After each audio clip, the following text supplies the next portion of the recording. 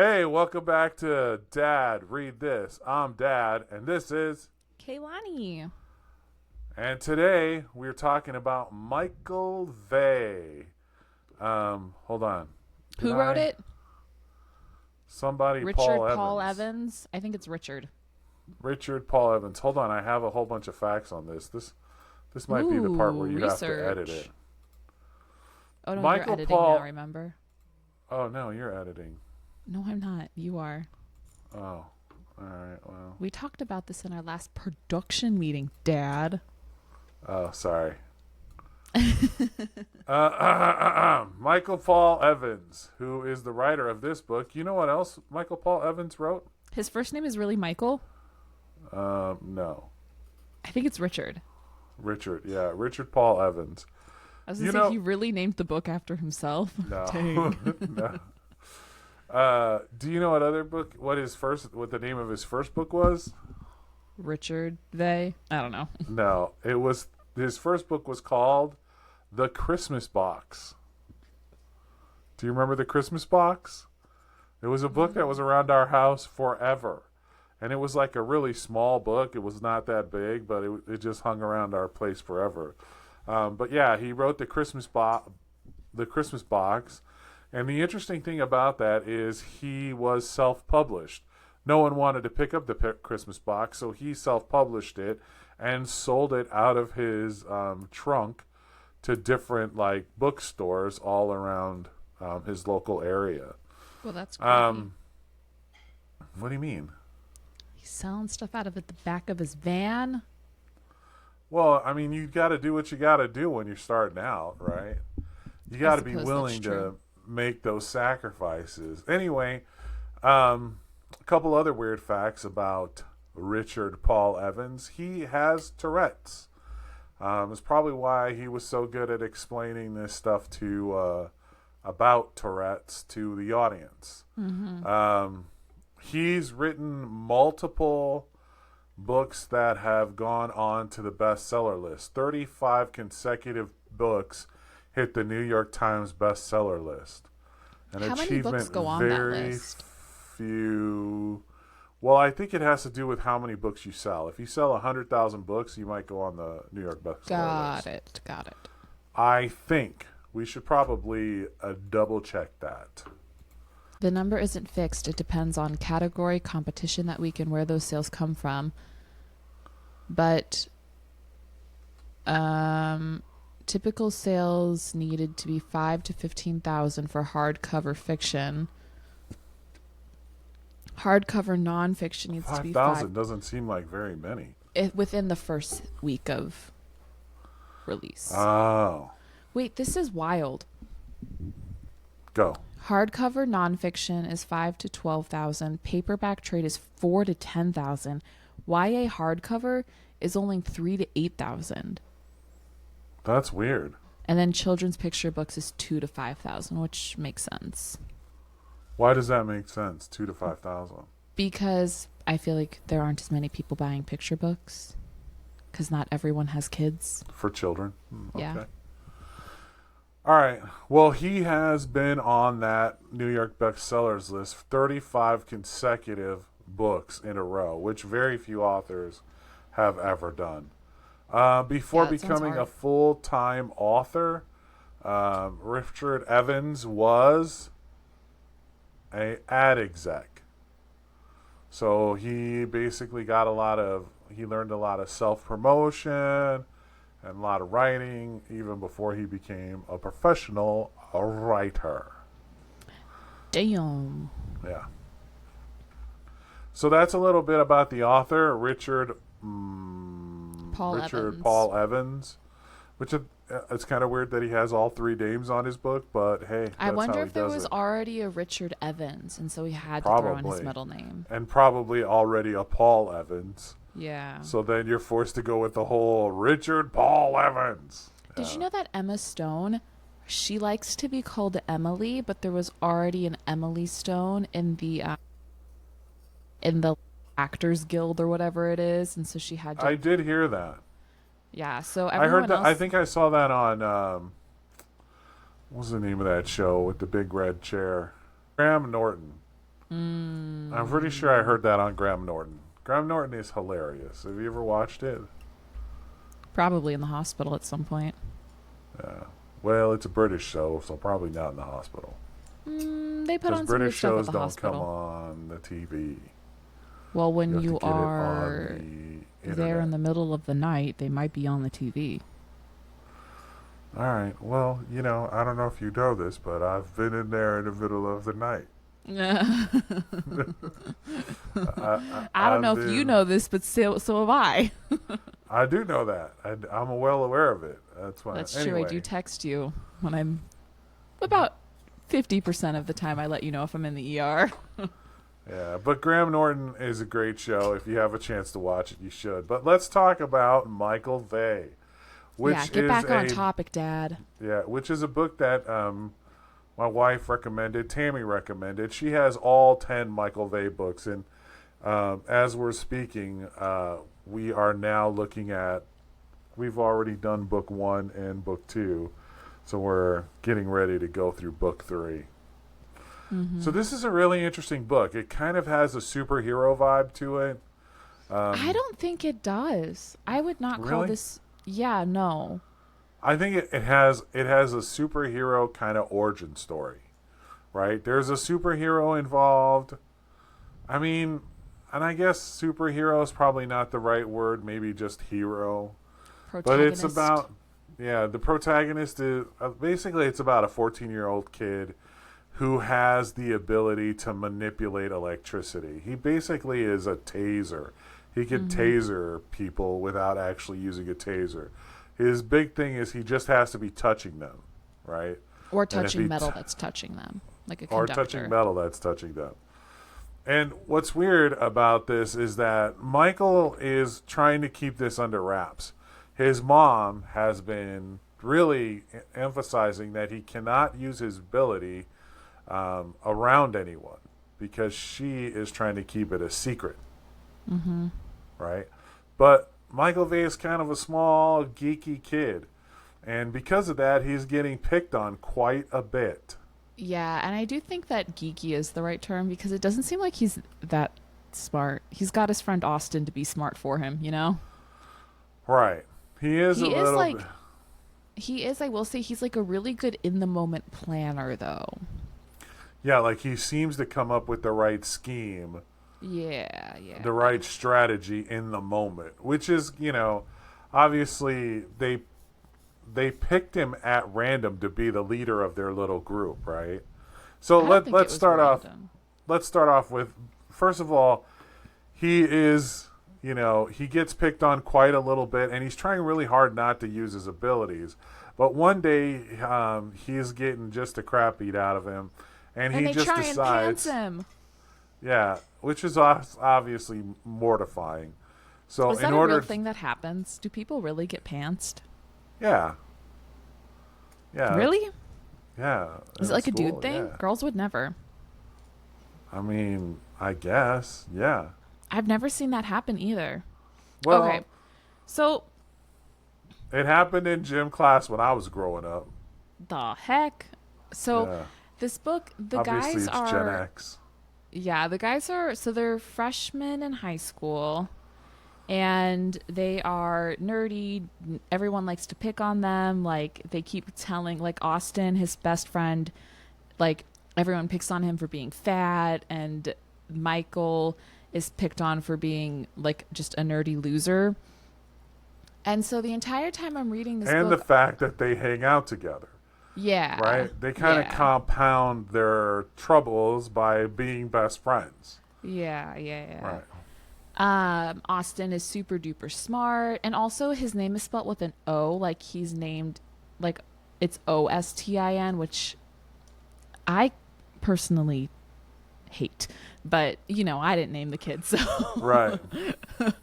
But I was. I thinking listened to the book, so I didn't know that, but okay. Yeah, it's spelled with an O. It's horrible to look at. Because you see it and then you don't think Austin, and then the entire book they're making jokes about how he's from Texas and he's named, like, people call him Tex and they call him Dallas and they call him all of this other random stuff. Houston. And yeah, Houston. Taylor keeps calling him every city but But Austin. Austin, yeah. Yeah. And the entire time I'm thinking about, like, I'm reading this book, all I can think of is this really what this experience is for these, like, young high school boys? Like, is this their Yeah, reality? Because I think it's a little over. I think it's a little dramatic. A little more dramatized. dramatized, or a little bit grandiose. Like a little. But it's all of the stuff he's talking about is definitely things that I think most young men have experienced in some degree. I need to have all my guy friends read this because I want to know, like, because they grew up at the same time as me. So I'm, like, Right. wondering, because, like, I went to high school with them. Like, I'm thinking of, like, my friends, like, Royce and Sunham, and I'm like, and we were the nerdy kids. Like, we were point blank. Like, we would go to the park and play ultimate frisbee because we really couldn't play other sports. Like, Right. that was Right. our option. We weren't coordinated enough for the other ones. Right. And I do think I think also there's a level of like almost self-abuse, because if you don't find a bunch of friends to hang out with, then you're constantly having to deal with these guys that are ultra cool. And a lot of this stuff has to do with just being insecure. Like, Yeah. you're just insecure about yourself, so you're always trying to puff up your chest. You're always trying to be cool. The coolest people are the people who don't care about being cool, right? It seems like they just don't have any concerns about being cool. What They're they can, what they, confident in them, yeah, their they're authentic number one, they're selves. confident, and number two, the most popular kids are popular because they talk to everyone. They're not afraid to engage other people outside of their quote unquote, Click. clique. Yeah. So, you know, I knew girls that were really good who were cheerleaders, but, they were also in the choir. So they knew all the other geeky girls. And so they talked to geeky girls, they talked to jocks, and, they talked to burnouts because that is just who they were. They were open to talk to anyone. And that's what made them super popular. It's the one thing that studies have shown popular kids are really good at, and that is engaging with everyone around them, right? Being interested in everyone around them. Yeah, I actually just remembered something. I remember my, like, sophomore year, one of my friends is like, "Yeah, Kaylani, you're popular." And I had to, like, take a step back because I had always viewed myself as, like, the nerdy and the background kid. And then I realized I just never shut up, so I talked to everyone. Yeah. Like, that's what it Yeah, is. I actually ran into someone that knew you at the new job I have. Yeah, he came up to me and he goes, "Hey, aren't you Kehlani's dad?" And I was like, "Eh, I never get tired of hearing that, but yes, I am Kehlani's dad." So it was, I think you were way more popular than you think you were, because people were always coming up to me. I'd be at the movie theater and someone would be like, "Hey, aren't you Kehlani's dad?" I'm like, "Yeah."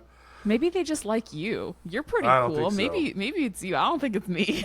Yeah, it was totally you. I did get it too with Nick. Like, there were times where people were like, "Hey, aren't you Nick's dad?" Very rarely did I get it with Oli. Like, almost never. But with everyone else, people were constantly coming up to me like, "Hey, aren't you Kehlani's dad? Aren't you Nick's dad?" But yeah, so yeah, I think you were way popular than you think you were. I just Um, chose the nerds.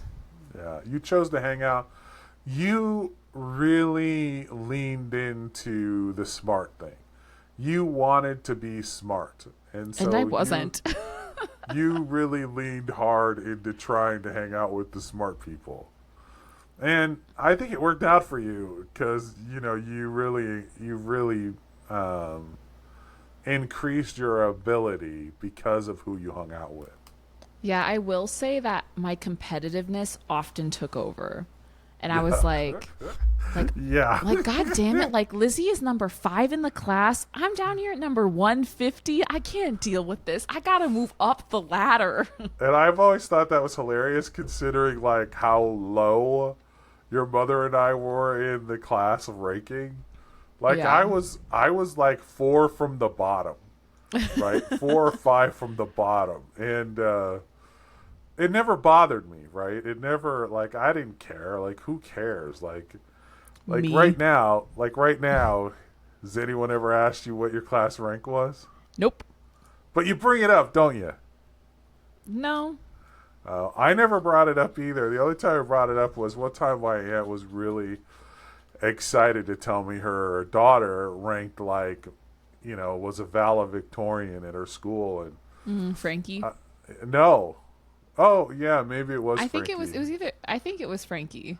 Yeah, but she also went on to tell me her daughter, because that was her granddaughter. But her daughter was also, and she was telling me this, and I kind of laughed. I went, Auntie, I mean, I would be really impressed if I wasn't like 5 from the bottom of my school. I don't care.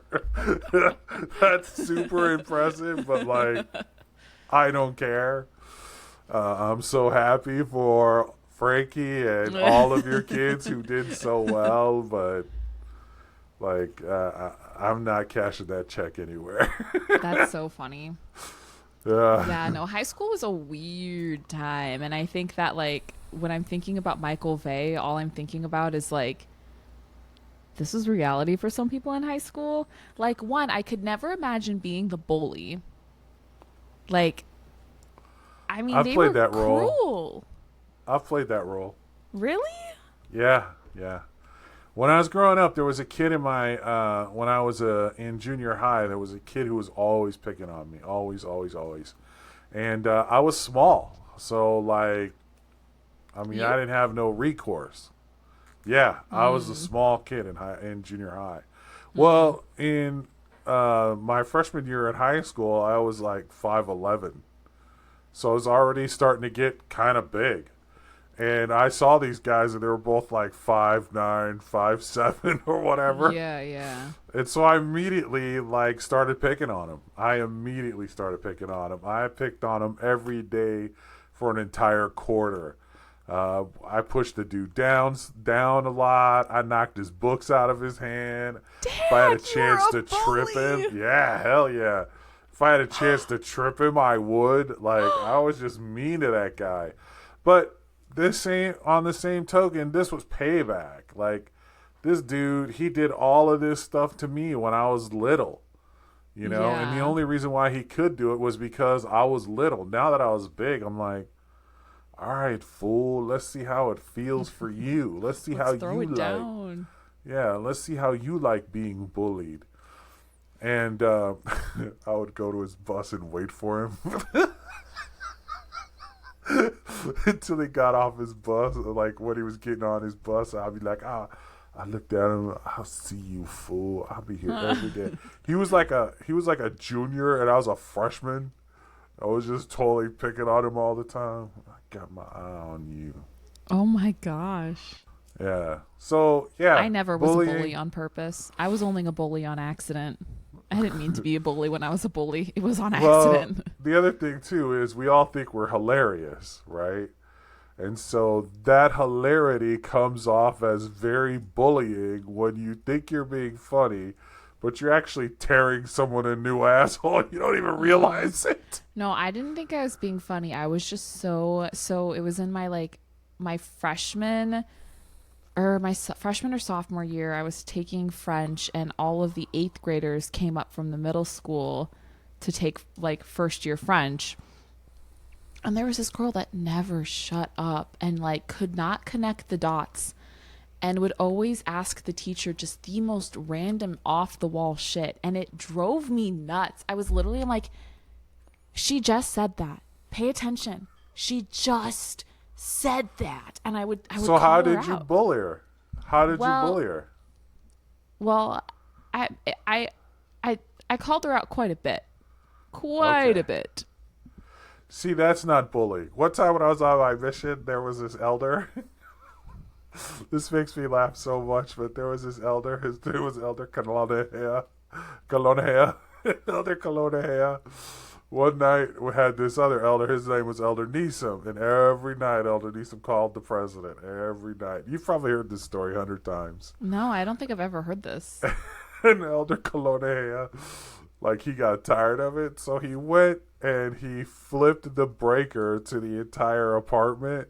So the entire apartment was dark. And then he hunted Elder till he found him in the corner. He put this huge knife to his dude's neck and was like, "You go to the president again, I kill you."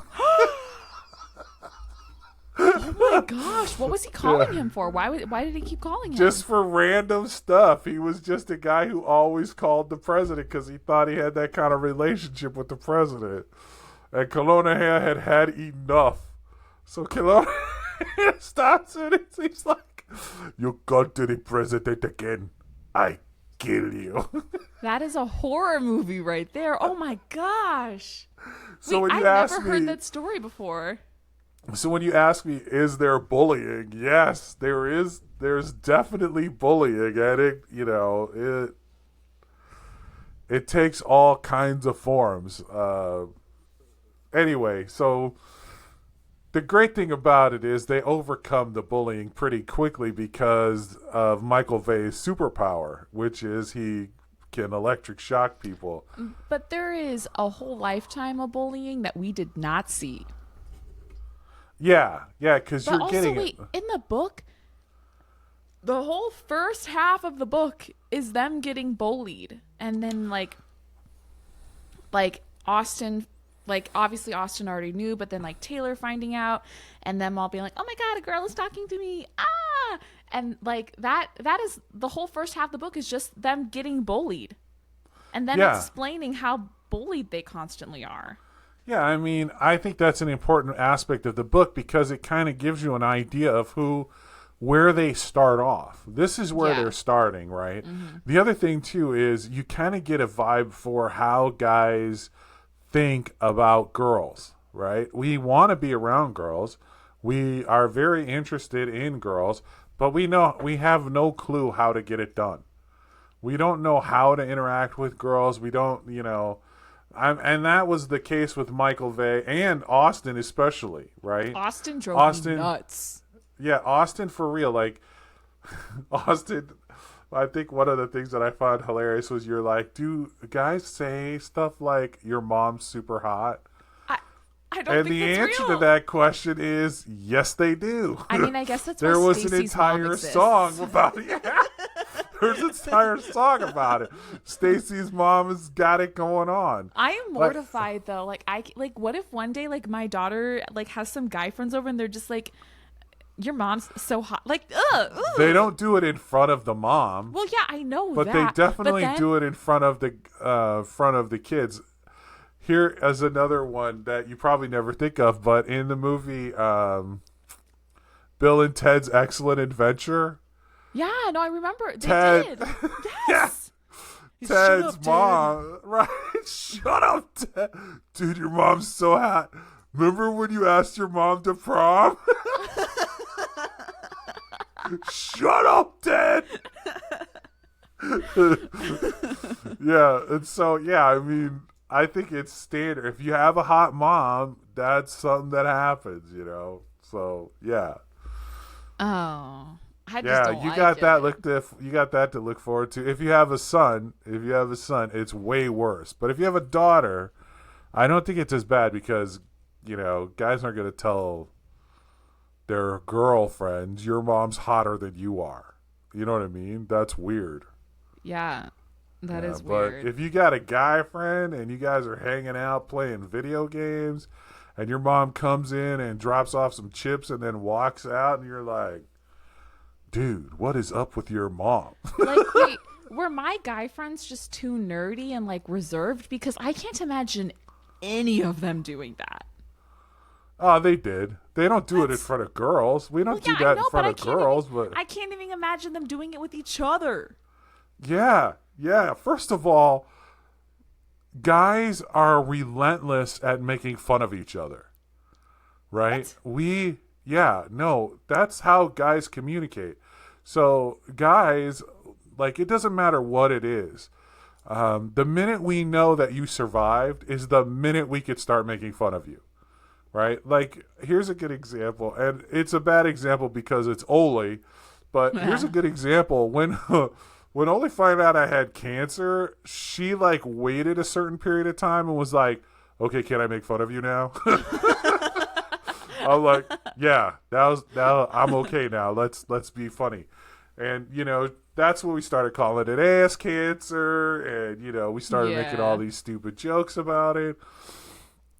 But yeah, guys are relentless at making fun of each other. So if your mom is hot, that's one of the things we're going to be making fun of you about all the time. That is just that's fuel for the fire. Listen, you talk to any group of guys and you start asking them, yeah, I got this friend named Lefty. Why you guys call him Lefty? Because he ain't got no left hand. I mean, it's stuff like that all the time. Like there was a guy on my team who one time he was on a call and he said, "My hands are tied," and I marked him down for quality because he only had one hand. Like, you can't go around telling people your hands are tied. That's a lie. You only got one hand. I don't understand how this is reality for boys. I don't get it. I don't believe It's a it. reality for men. It's a reality for men. No, Like, I don't believe it. Do I? yeah, Are my guy friends just weird? no, your Like, guy friends don't talk to you about it because it's mean, and we would never do it to a woman because a woman doesn't understand it. But this is how we talk to each other. Like, when you go into any work site, you go into any work site, like, people have weird nicknames for each other. Like, there was this site where they were naming off nicknames for guys. Like, one dude was called Clit because when everything got hard, you could never find him. oh God. Yeah, I mean, it's stuff like that all the time. Like, if you're working in a male dominated space, yeah. And I think Jordan Peterson said it best. One of the things that men do is they razz each other to see how you're going to react in this situation where there's nothing on the line, right? There's nothing on the line right now. Except But for if your you pride. except for your pride. Now, if you can handle it when there's nothing on the line, then we might have a little more confidence in you when there is something on the line, right? And Yeah. this is how we gauge it. The other thing too that you have to remember is the first way men tell each other that something is wrong with how they're behaving is by making fun of them.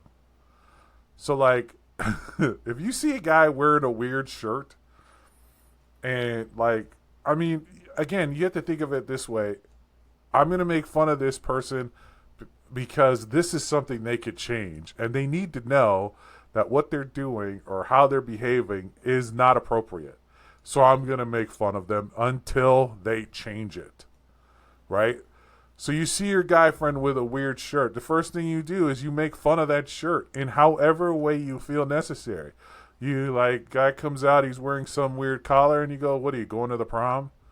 It's immediate. It's a shot across the bow. It lets them know, hey, something is happening that's not right, and you need to fix it before I have to see you again in whatever the hell that shirt is. Right? That's Huh. how we Well, socialize problems. well, maybe then people needed to pick on Austin a little bit more because he was weird. Well, the thing is they did pick on Austin. They picked on Austin quite a bit, but Well, he it didn't wasn't learn. getting through his brain. Yeah, that's the other thing. Like, if it doesn't, and this happens with guys, if it doesn't get across to you, you don't understand it. You start taking offense to it, and you Yeah. start feeling more hurt than you are learning. Then that's a problem as well. Someone should have told you in your youth. Listen, if someone's making fun of you, they're trying to correct you without getting mean. right? This is a way to correct you and keep everything light. But isn't making fun of them mean? I think that's mean. I think making No, fun of people is mean. no, because you can laugh it off. You can laugh it off and be like, all right, I had to try the shirt. I had to try it. Oh, I got it. So then, like, the idea is like the other person needs to like play it off the right way. Yeah, yeah.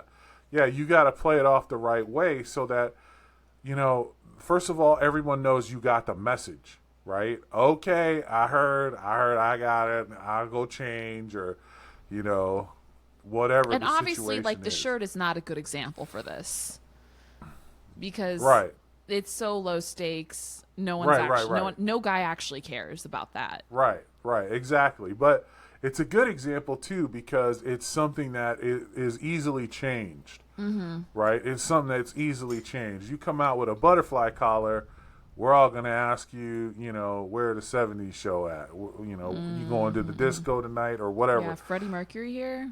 Right. Or, so you got to come up with something real quick and, make it light. And then it's up to it's up to you as the person who's getting made fun of to laugh it off. If you can't laugh it off, well, then you're not cool. There is a girl who did this whole thing about pickup basketball. Have you seen this video? Mm-mm. This girl, she's like, okay, I don't know how to explain this, but every Saturday, men get together and they play pickup basketball. And then she's like, they go to the park and other people who are interested in playing basketball show up the park together. They don't talk about what clothes to wear, what outfits to wear, what shoes to wear. They just show up, and whoever has a ball, they start playing basketball. And she goes, sometimes when they're trying to pick out teams, they pick out teams by saying shirts and skids, which means some guys will take off their shirts and other guys won't. And that's how they know they're on teams. Are you unaware of this pickup? Because you have this look like, wait, this is a real thing? Do you know about Yeah. pickup basketball? No, I don't. Yeah, so this is a thing that happens all the time. Like we used to go to the church and play pickup basketball. And you just show up. Like everyone's like, hey, we're going to the church at 8 o'clock in the morning. We're going to play pickup basketball. So the way you pick teams at a pickup basketball game is the first 5 guys who makes a free throw shot, they're on one team. Everybody else is on another team. And That is stacked. it is a little bit stacked, but you try to work it out. The other thing that happens in a pickup basketball game is if one team wins, they stay on the court. So like let's say you're playing pickup basketball and you play to 10, right? The first group that wins 5-10 points, they stay on the basketball court. And then another team comes in and starts playing that team until that team loses. And then another team comes in and you're always playing whoever wins, right? And one thing that happens is you get a good group of guys out there, they're playing really hard. They'll get tired and eventually they'll lose, right? Mm-hmm. So everyone gets kind of a chance to play, and it's an easy way to determine who's playing when and where. Yeah, there are all these rules. And the other great thing is you could play years of playing pickup basketball every day, every Friday or every, it's normally one day a week that you're all meeting up. But you can go years and never know anybody's name. Like, yeah. Excuse me? Yeah, you could go years and you just know this dude as Blue Shoes. He wore blue shoes on the first day he ever came to play pickup basketball. Them shoes are gone. They've been gone for months, and you're still calling him Blue. You know what I mean? I don't know what his name is. Like, his name could be Bob. I have no clue, but I know who Blue is. You see what I'm saying? I mean, yeah, but like what? Yeah, that's a real thing. And I need to send you the video because the girl, she explains it so well, and like her eyes are like wide, like this is a real thing. They don't talk about outfits. I don't even know how they know who's bringing snacks. There's no snacks in pickup basketball. What? Like Why? you might bring Why some go? water.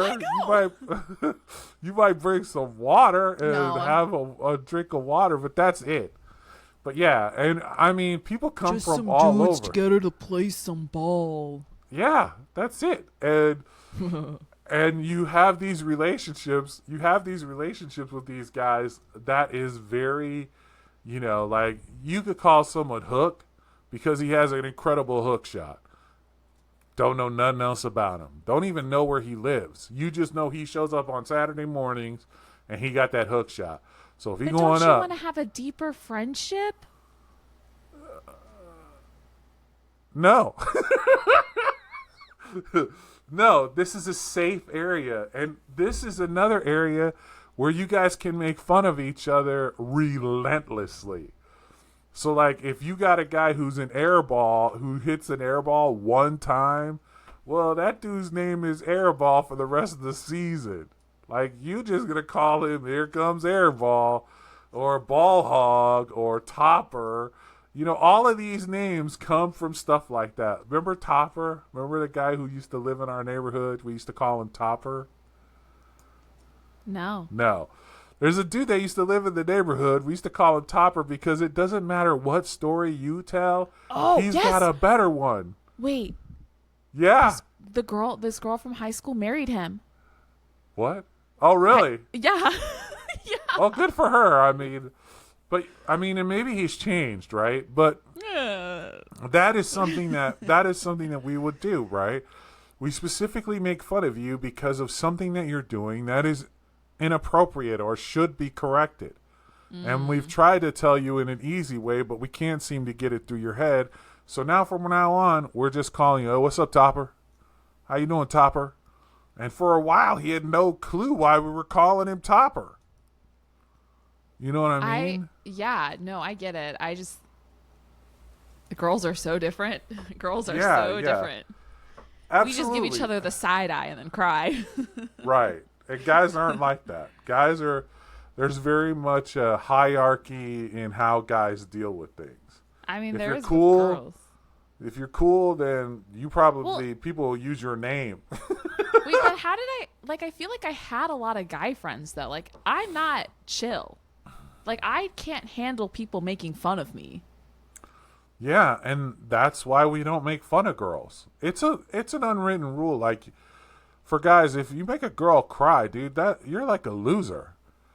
But, that doesn't mean if you make a guy cry, you're the king of the hill. Like, you're the coolest man on earth. Did you seriously did you tear up, dog? Is that what I'm saying? And then we just make fun of you even more. I know you're not crying. Are you crying like a little bitch? Do I need to get you a tissue? This is so mean. Yeah, I don't know how you don't know this. Like, this is I thought that this was all just like pretend. Like, I thought this no. was just. Hell no. No, listen. Does this Uncle still Harold, happen? Yes, Uncle Harold and Uncle Tyrone, they do this stuff to me now. Yeah, we went. Listen, My eye is twitching. I'm shocked. we went, Oh my gosh. We went to play. What was it? Golf. What do you call that golf with the mini golf? Putt golf. We went and played putt golf. Listen, I missed the shot. I mean, I don't play putt golf. Like, I don't care about putt golf, but I was short. I hit the ball short. The first thing Uncle Tyrone said to me was, "Did you bring a skirt with that hit?" And I'm like, "What are you talking about?" I didn't even get the joke. Like, I didn't even get the joke when he first said it. And I'm like, "What?" And he goes, "'Cause you hit it like a little girl." I'm like, "Nah, man, nah." Oh my god. So then after that, I had to hit it harder because I didn't want him calling me a skirt. Wait. But I mean, like, that happened. That happened when you were an adult. Like, you were out of the house and that happened. What the fuck? Yeah, What? I mean, we do this to each other all the time. And Uncle Tyrone takes particular pleasure in it because he feels like he was stuck being the youngest, and that was on me, and he never got the chance to ride me like the other brothers rode him. So he always likes to, Put have you in your fun place. with me, basically. Yeah. Interesting. One time, that very game, I lost. I lost that game of putt-putt golf. I had to sing the Hookie Low and dance the Hookie Low at the beach that night because I had lost. That's on Yeah. you. You shouldn't have made that bet. Sounds like your fault. I didn't make a bet. There was no bet made. I just didn't make made a you. bet. They're like, okay, loser, you're gonna do this Loser, now. Have you're fun. singing, you're doing the Hookie Loud now. I'm like, wait a minute, what? And then they told Aunt Chris, and Chris was like, it's the Hookie Loud for Joe. We're all waiting for. She wouldn't even let dinner go on without me doing the Hookie Loud. We're not moving on until Joe does the Hookie Loud. I'm like, all right, I guess I'm doing the Hookie Loud. Oh my god. Yeah, I mean, we're a different species when we're dealing with each other. We make fun of each other. We're mean to each other. Yeah. So when you were like, "Are guys really like this?" I'm like, "How do you not know this?" Of course we are. Yes, we're like this all the time. I'm just shocked by it. I'm not sure if I'm completely convinced still. I need to consult multiple people. Did you ask Adam? No, I haven't asked Adam, but I don't know if I trust him because I don't know. I need to take like a survey. I need multiple guys from different friend groups, like I can't just ask like all of the guys in my friend group because I'm just going to be getting the same answer. Like I need to be talking like talking to my friends' husbands and be like, "Listen, guys, is this real?" Ask him about dudes they play games with. Like if you've ever like heard guys playing video games, that's the worst example of it. People are brutal on those games. But they're games. I don't know. I expect that. That's how they treat each other all the time, not just in games. Where do you think that talk comes from? It's from regular life. That's wild. Yeah. That is wild. So, anyway, the other thing I thought that was crazy about this book is at the end, spoilers. At the end, Taylor's like just randomly declaring him as her boyfriend. And I was like, what? Okay, like obviously y'all had little crushes on each other, but you're just saying that? You're just assuming? Well, I mean, he did save her. That does not mean anything. Wait a minute. If a girl... Hold on. Let me just make sure I understand this. You've been captured. You're held in a prison. Yeah. You're very sure they might kill you. Yeah. And then this dude comes and saves you, and you kind of had a crush on him before he came and saved you. That is such a big assumption. He didn't even You're go not to save her. immediately going to be like, yeah, that's my boyfriend now. I mean, I wouldn't say it. Listen, okay. Isn't that how all your girly books work out? Absolutely not. There is yearning involved.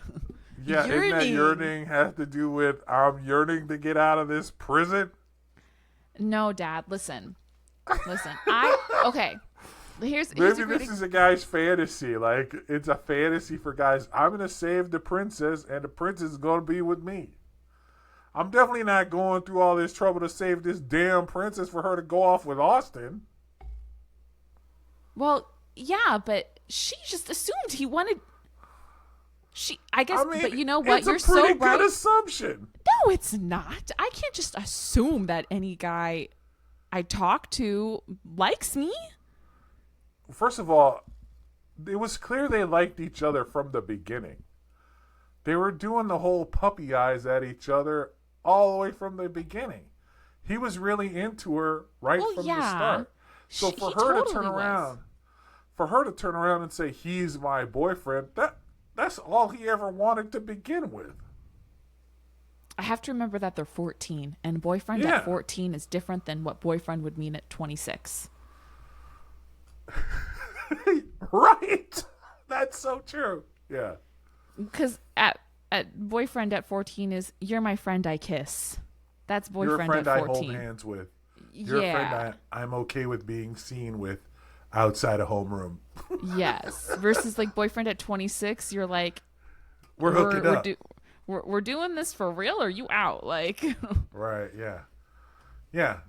Yeah, there's definitely a difference between the two for sure.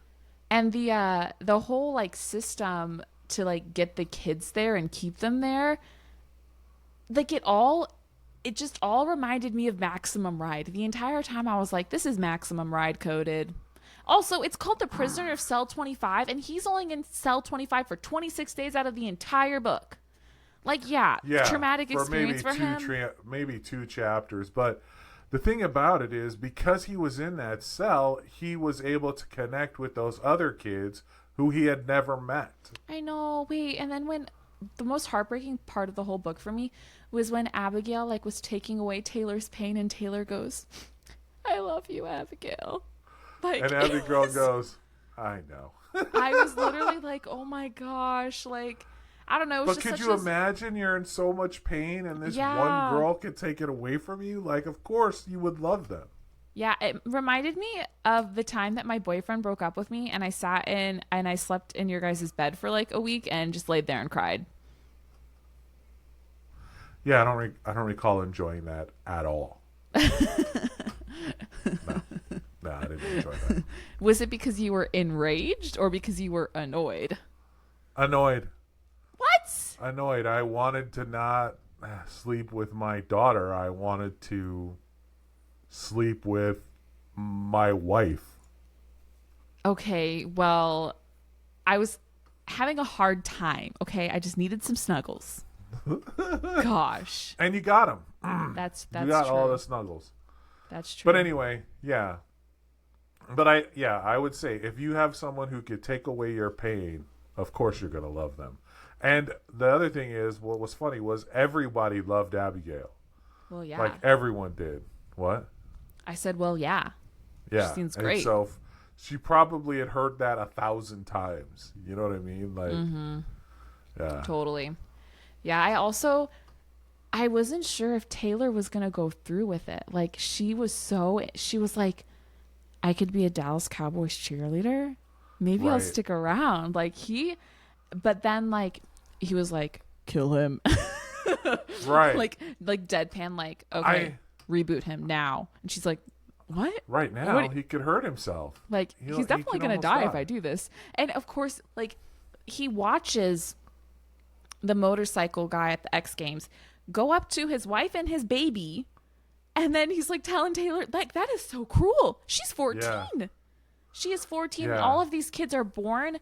All of these kids are that age. They were all born within that same amount, like that same, like couple Like weeks. 5 days. Yeah, it was Yeah. 5 days. So Well, then, the other cool thing is, or the cruel thing is too, is like you have to think about some of the kids who had been there for a long time had been so programmed yeah, that they were willing to do it, and they didn't. I think this is a kind of a good example of what happens when you dehumanize people around you, right? Yeah. You start dehumanizing them. Oh, they're not like us. yeah, They're like they're not just the same people. as us. Like, they're what? They're just people. They're We're just eagles. chickens. Remember, they're chickens. We're Stop eagles. picking. Right. Yeah. No, And- that was and I think absolutely that's wild. I thought that was a good view as to what happens when people get dehumanized. It becomes really easy to hurt them. Yeah, and then Right. I was also thinking about one of like the manipulation tactics is he was convincing them that they did these things that never happened because they were so young. Right. Yeah, like Zeus. Yeah. He was telling Zeus, yeah, you did this terrible thing to your family, and it turns out he didn't. Yeah. He didn't do it at all. Like, I don't remember if it was Taylor or who Yeah, it was basically went Taylor. into his memories. Okay, so we haven't said this yet, but when Michael Vey basically shows someone he has a talent, he has the ability to shock people, he immediately finds out that someone he's going to school with also has an ability similar to it. Not the exact same thing, but like an ability to read people's minds and to basically reset their mind or, reboot them is what they're saying, where they kind of forget what they're doing. And that girl, that girl Taylor, which is quote unquote his girlfriend by the end, she has the ability, if she's touching them, to read their minds and just read what's going on in their heads. Yeah. So when she starts reading his mind, she realizes you actually never did this. This is something you've been told over and over and over again, but this isn't what you actually did. Yeah.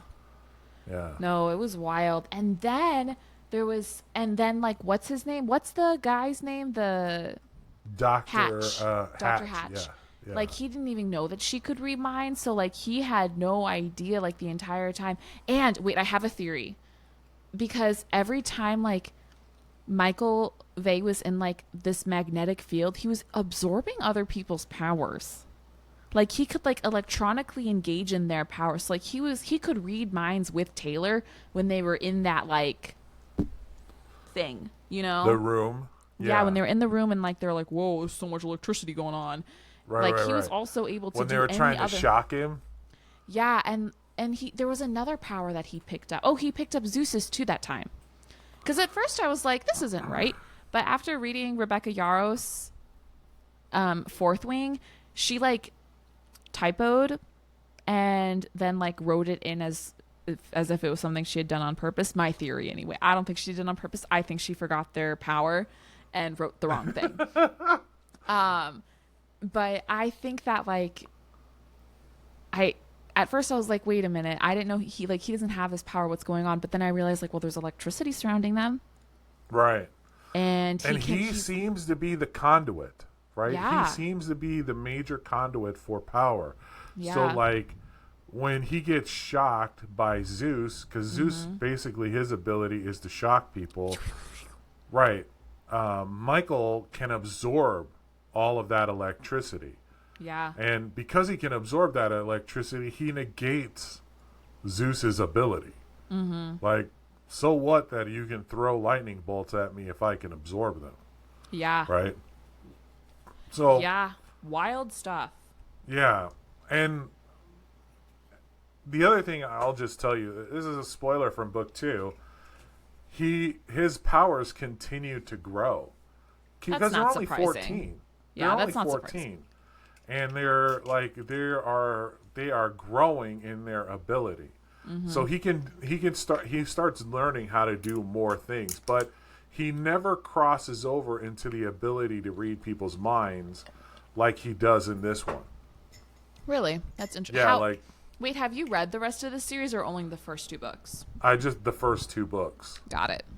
Yeah, maybe in the 3rd book, because that's the next book I'm reading. Well, there's like 10 books, I guess, so. Yeah, there are 10 books.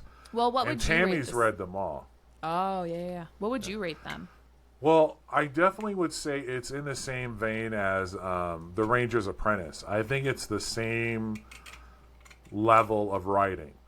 The other thing I would say is this book had the ability to be lighthearted as well. Yeah. And so there were times where there were funny moments and jokey moments, which makes the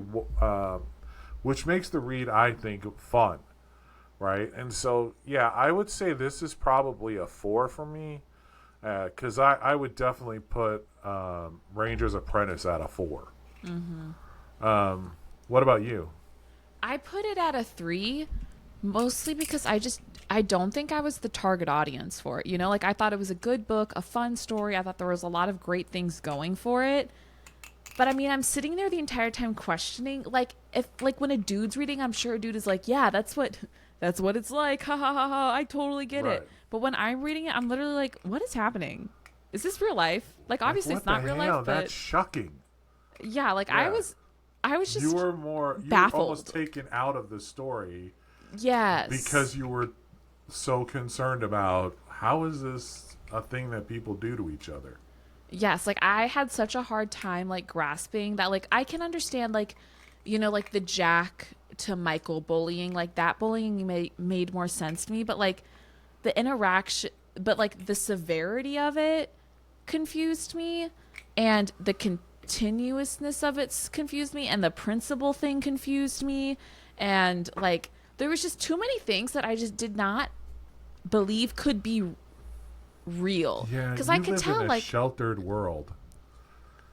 You really do. I mean, there are a couple things that happened between your generation and my generation that kind of put an end to all that, which I don't think is a great thing. I think that's a bad thing. I think one of the things that happens when you get bullied is you start to recognize that there is an absolute pecking order to society.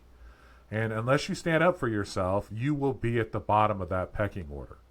So young men, they need that. They need to know where they stand in the pecking order. My best friend growing up in high school, in order for us to be best friends, we had to duke it out. We beat the shit out of each other.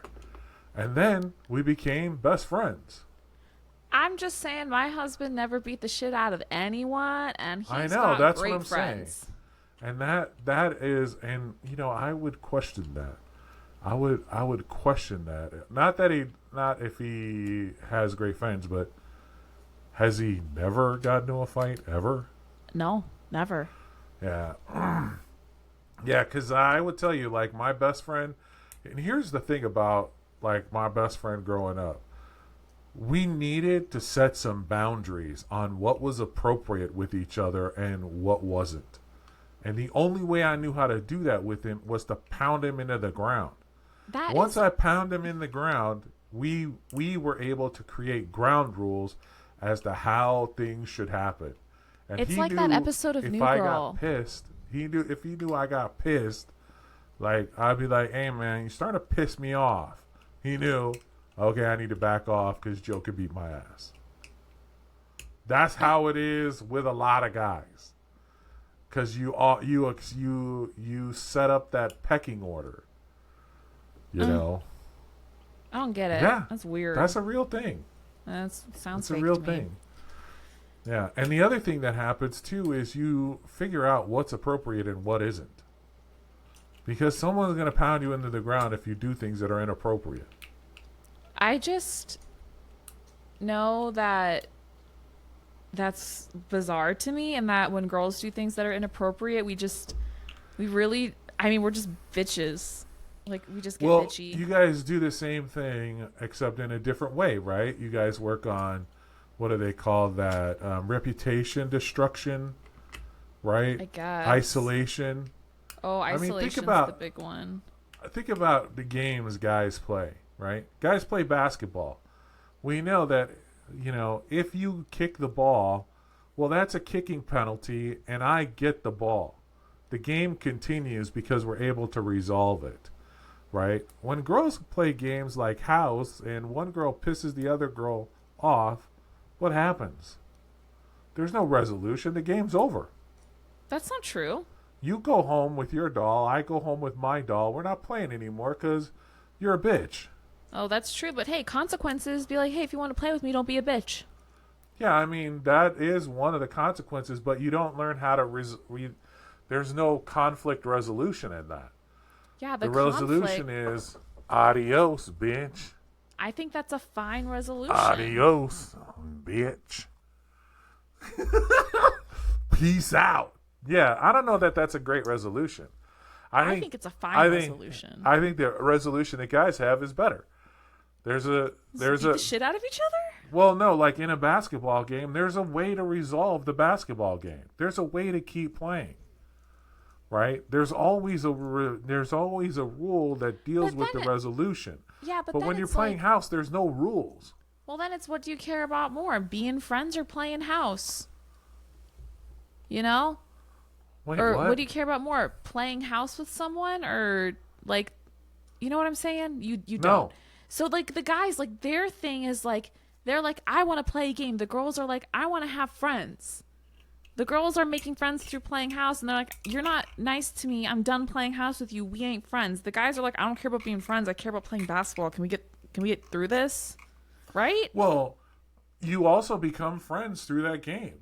Well, yeah, but like, you're not there to make friends. You're there to play basketball. Right? And that's the difference between boys and girls, right? The girls need to be friends. Guys need to have people to hang around with and play basketball and make fun of each other. Oh, that's what guys need.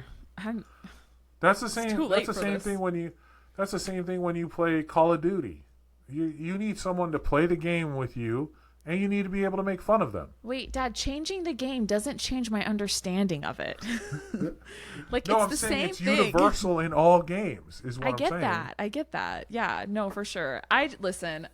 What we've learned this episode is that Kaylani does not understand how boys interact and how men interact, and that And I got to show you this video of the girl talking about pickup basketball. It is the funniest thing. And she is so cute when she's explaining it, and the comments are crazy. Like, when you go into the comments about it, you're like, you hear all these guys talking about, I know this dude who wore blue shoes. We called it blue for 4 years. Never knew his name. Do you think those are real comments, or do you think that they just made it up? No, I think those are real comments. I believe those are real comments. I bet a bunch of these guys are trolls. Because I do that. I've done that. I've absolutely done that. That's why I know they're true. And you don't, like, I didn't think it was weird until I was looking at these comments and realizing, oh, I guess that is kind of weird. Like, I didn't think it was weird. I knew a guy named Lefty because he didn't have no left hand. Anyway, I think this is a great episode, talking about everything but the book. But the book I thought was really good, and you should read it. But it is not a book that requires a lot of brain power, so there's not a whole. It's not a whole lot of deep discussion, but it was definitely a fun book. It's a great summer ride, and I would definitely read it again for fun. I don't think I would, but I had a good time reading it. Yeah. Well, I think I would recommend it to people, but I don't think I would read it again. Young men, yeah. But I want to thank everyone for listening to the show. This is Dad Read This. I'm Dad, and this is Kaylani. See you on the next chapter. Thanks for stopping by.